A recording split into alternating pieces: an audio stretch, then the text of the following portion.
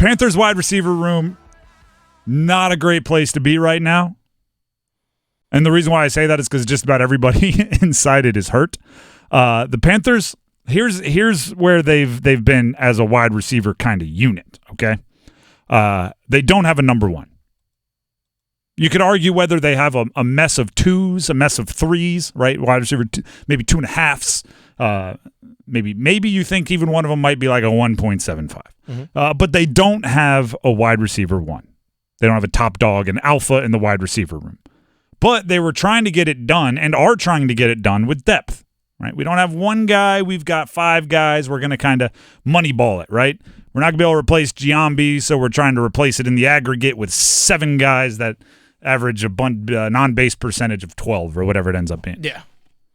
And we're going to scheme our way to yards. I know those numbers aren't right, but you get what I'm saying. They no longer have depth, which is an issue. When you're depending on depth to make up for the fact that your lack of top-end talent, you kind of need the depth.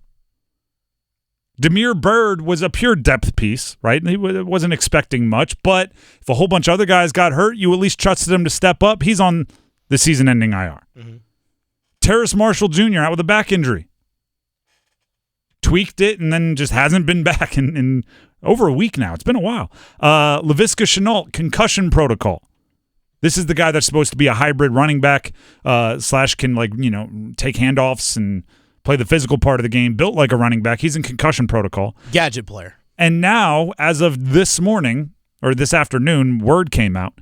DJ Chark out with a hamstring injury.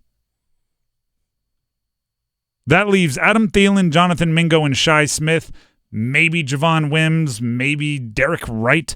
That's not what you hope for when you're like, we're gonna make up for our lack of top-end talent with depth.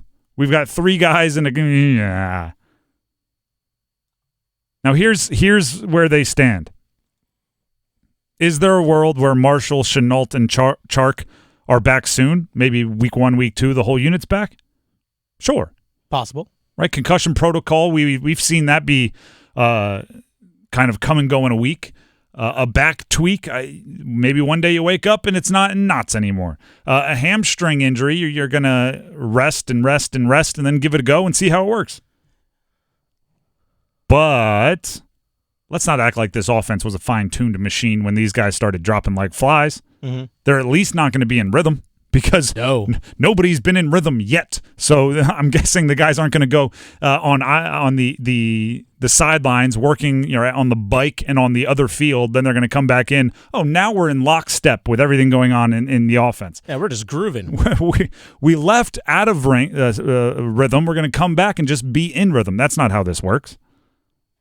And the 3 injuries that we're talking about for Marshall, Shenault, and Chark are all very different, but they're all wildly unpredictable injuries. Mm-hmm. A back injury is, you never really know, right? It's the whole, it's like a core injury. It's like it is. Everything is impacted by it. You can't really rehab because it's your back. What are you gonna? It's like, hey, it's like a shooter, right? If you break your hand, what do? You go in the gym and you shoot with your other hand, right? You get shots up. You can't do anything when your back's hurt. No, you lay on a board and that's about it. It's not like a hand injury. It's like, I could still run or jump on a bike or something like that. Or I can hop out a pool. I might be able to squat, right? Nope. And you don't know when it's going to come back. Shenault, concussion protocol. I said we've seen it come and go in a week. We've also seen guys really it becomes a chronic thing. We've seen them take a while to pass the tests. Yeah. We know so little about the head trauma and head injuries that it's just impossible to predict. And DJ Chark has a hammy. Hammies go quiet, but they don't go away.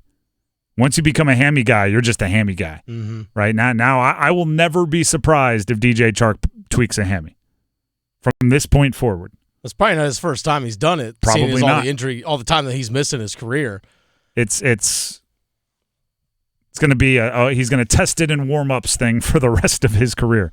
So there's a world where they're all back and it's hunky-dory and everybody's good to go. There's a world where you're looking at like week 4 and you're going, geez, we've really depended on 30-something-year-old Adam Thielen and a rookie Jonathan Mingo because these other guys can't get on the field. Something that Chris Lee and I talked about for Panthers Playbook, which drops tomorrow, by the way. Check it out. Everywhere podcasts can be found. And on YouTube.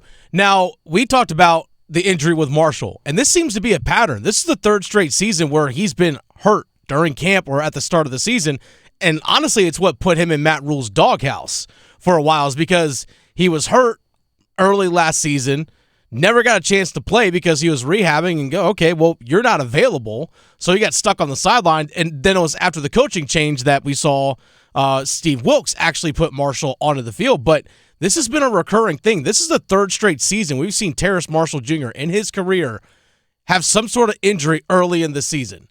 I'm sorry, man. That's not good for you. A guy who's a second-round pick. It's not good for you, not just this season, but for your future. If no one can rely on you to be out there on the field, I'm sorry. It's hard to justify keeping this guy around long term. And it's a bit of a self-fulfilling prophecy, meaning oh, he's been hurt, so he didn't get the opportunities. Yeah. Then he doesn't get the opportunities, so when he comes back, he's not really in game. It's different playing in games, and it's different being with the ones. And then he gets hurt again, and then it just goes back. It's a cycle, a vicious cycle. And now he has the back thing, and he's got the other thing, and it's not great. And that's coming from a position where the only way they were going, meaning the wide receiver position, the position group, the only way they were going to be an advantage for their team is if everybody was doing what they do well, right? If Adam Thielen was getting open with route running and physical presence, and DJ Chark was testing them deep and being a little bit more of a dynamic playmaker, and Laviska Shenault was being dynamic, and Jonathan Mingo was great after the catch like he was at Ole Miss and learning, and Terrace Marshall was proving that he's not the weak link of those LSU wide receivers that were so good there for a while with Justin Jefferson and Jamar Chase and Terrace Marshall, and like that's it all needed to happen. Because they don't have the one guy, right? They don't have Devontae Adams. They don't have Jefferson Chase, who I mentioned. Like, they don't have a number one wide receiver, so they were going to have to beat them with volume, quantity rather than quality. And now a bunch of the quantity is gone away with the injury bug. Bryce Young has to be like, give me a break here, guys. Our offensive line's having a rough go of it this preseason. At least give me the guys that can get open, so when I can stay upright and eyes downfield, there'll be somebody there. Shi Smith, make it happen, right? I mean, your time to shine. One person's injury is another person's opportunity. You've heard of Wally Pipp? Oh, yes. We all have heard of Wally Pipp.